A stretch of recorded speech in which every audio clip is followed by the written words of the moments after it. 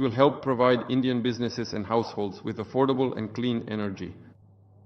We believe that this could also involve the construction of small modular reactors and floating nuclear power plants, as well as the non-energy use of nuclear technologies in medicine, agriculture, and other fields. We are also working with our Indian partners on establishing new, efficient international transport and logistics routes. Among them is the significant project to create the vital North-South corridor, extending from Russia and Belarus all the way to the distant Indian Ocean. Significant opportunities for bilateral trade are emerging with the expansion of the Arctic transport corridor infrastructure, including its main artery, the Northern Sea Route. There are also many other sectors of the economy where Russia and India have accumulated positive experience. Joint initiatives are being carried out in industry, mechanical engineering, digital technologies, space exploration, and other high-tech sectors. First of all, I would like to begin by saying that this is a truly remarkable achievement. I would like to sincerely thank the President of the Republic of India, Draupadi Murmu, you, Mr. Prime Minister, and all our Indian colleagues for the warm and cordial welcome extended to the Russian delegation. V. Putin. The talks with our Indian colleagues that have just concluded, as well as our conversation yesterday evening with Mr. Modi in a one-on-one format at his home over dinner. Once again, I would like to thank you for this gesture of attention. These talks were very productive and took place in a constructive and friendly atmosphere, in the spirit of the special and privileged partnership between Russia and India. I would like to note that Mr. Prime Minister and I have established a close working and personal relationship.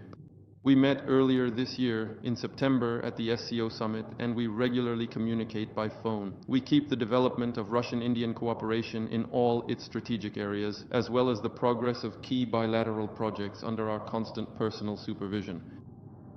And today, together with our delegations, we thoroughly and comprehensively reviewed we discussed a wide range of current issues regarding Russian-Indian multifaceted cooperation and exchanged views on pressing global and regional matters. In the joint statement adopted by Mr. Modi and myself, we have outlined priority tasks for further strengthening ties in politics and security, the economy, trade, as well as in the humanitarian and cultural spheres. As you saw, a substantial package has also been signed. These include intergovernmental, interdepartmental, and corporate agreements. Many of them are aimed at expanding economic cooperation between Russia and India. And this is only natural, since our countries are important partners for each other in trade, investment, and technology. For example, last year bilateral trade turnover increased by another 12%, setting a new record. According to different statistics, the figures vary, but overall it's somewhere around $64 to $65 billion. It is forecasted that by the end of this year, the volume of trade will remain at about the same level. At the same time, it seems to us that we are capable of bringing these figures up to the $100 billion mark. And in order to achieve such a significant goal, a program for the development of Russian-Indian economic cooperation until 2030 has been agreed upon. This comprehensive document sets clear guidelines. The Intergovernmental Commission, as well as the ministries and economic agencies of both countries, are tasked with removing barriers to the flow of goods and capital, implementing joint sectoral projects, and deepening technological and investment cooperation. Today, the Prime Minister handed us an entire list of issues that, without a doubt, require, and from both our side and the Indian side, we will certainly give them the most careful consideration. The strengthening of Russian-Indian commercial ties would, without a doubt, also contribute to the creation of a free trade zone between India and the Eurasian Economic Union. And work on the corresponding agreement is already underway. I am pleased to emphasize that our countries are consistently moving forward in settling accounts in national currencies. Their share in commercial transactions has already reached 96%. Stable channels of credit and financial interbank cooperation have been established. Russian economic operators are expanding the use of Indian rupees received from the execution of export contracts. Large joint projects are being financed in Russian rubles. Partnership in the energy sector is developing successfully. Russia is a reliable supplier of energy resources and everything necessary for the development of India's energy sector. we are ready to continue ensuring the uninterrupted supply of fuel for India's rapidly growing economy. Of course, bilateral cooperation in the energy sector is not limited to this. A flagship project is underway to build the largest nuclear power plant in India, Kudankulam. 2 out of 6 reactor units have already been connected to the power grid. Engineering and construction work is ongoing on the remaining 4 units.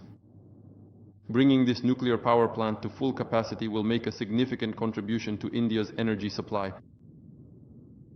It will help provide Indian businesses and households with affordable and clean energy. We believe that this could also involve the construction of small modular reactors and floating nuclear power plants, as well as the non-energy use of nuclear technologies in medicine, agriculture, and other fields. We are also working with our Indian partners on establishing new, efficient international transport and logistics routes. Among them is the significant project to create the vital North-South corridor, extending from Russia and Belarus all the way to the distant Indian Ocean. Significant opportunities for bilateral trade are emerging with the expansion of the Arctic transport corridor infrastructure, including its main artery, the Northern Sea Route. There are also many other sectors of the economy where Russia and India have accumulated positive experience. Joint initiatives are being carried out in industry, mechanical engineering, digital technologies, space exploration, and other high-tech sectors. For example, according to a commercial agreement signed during the visit, a large Russian-Indian pharmaceutical plant will be built in the Kaluga region. Production of high-quality anti-tumor medicines will begin. In turn, Russian companies will establish the production of industrial goods as part of the Make in India program, which is a flagship project of Prime Minister Modi. The prospects for strengthening cooperation between Russian and Indian entrepreneurs and business circles are being discussed in detail at the business forum currently taking place in New Delhi. At its plenary session, together with the Prime Ministers will take part. Russian-Indian humanitarian cooperation is multifaceted in nature. For centuries, our peoples have shown a genuine interest in each other's traditions, history, and spiritual values, and one another. Scientific and educational contacts, as well as exchanges among youth and public organizations, are actively developing. The regularly held events continue to enjoy consistent success. Cross-cultural festivals of Russian and Indian cinema. Year after year, the mutual flow of tourists continues to grow. Today, the Russian TV channel RT is beginning its broadcast in India. The new channel will undoubtedly help the Indian audience get to know Russia and Russians better and receive objective information about what is happening in our country today. During the discussion of key global and regional issues, the alignment of positions between the 2 countries was reaffirmed. Russia and India pursue an independent and self-reliant foreign policy. Together with like-minded partners in BRICS and the SCO, and with other countries of the global majority, we are advancing the process of building a more just and democratic multipolar world order.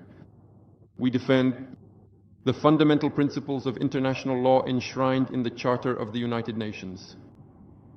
We uphold the right of every country to its own path of development and the preservation of its cultural and civilizational identity, respect for sovereignty, and the carefully balanced consideration of the interests of all members of the global community.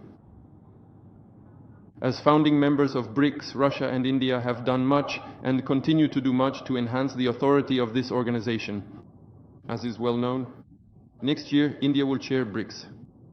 We will provide all necessary support to our Indian friends in working on the current BRICS agenda.